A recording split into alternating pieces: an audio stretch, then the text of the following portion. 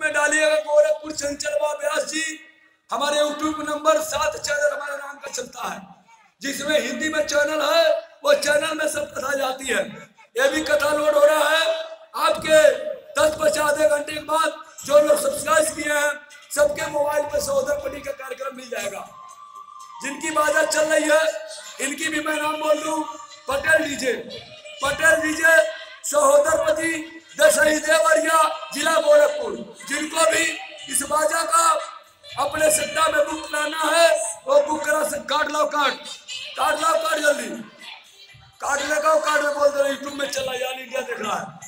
नारायण, क्योंकि कहा गया है राम नाम के लूट को लूट सके तो लूट, अंत काल पछताओगे हे महामूर्ख मनुष्य, जब तेरा प्राण जाएंगे छूट। नारायण, ये चलता फिरता प्रयाग बना हुआ है। कड़ी ठंडी में मैं नहाता हूँ, उसका राज है, बता रहा हूँ, ध्यान दीजिए। नहाने से पहले बाजा बंद करिए, ध्यान दीजिए कैसे मैं नहाता हूँ। नहाने से पहले वो गंगा माता का मैं चरण स्पर्श करता हूँ।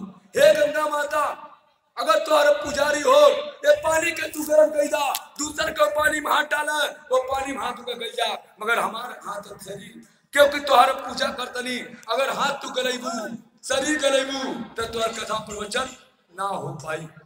उसके बाद जय माता दी।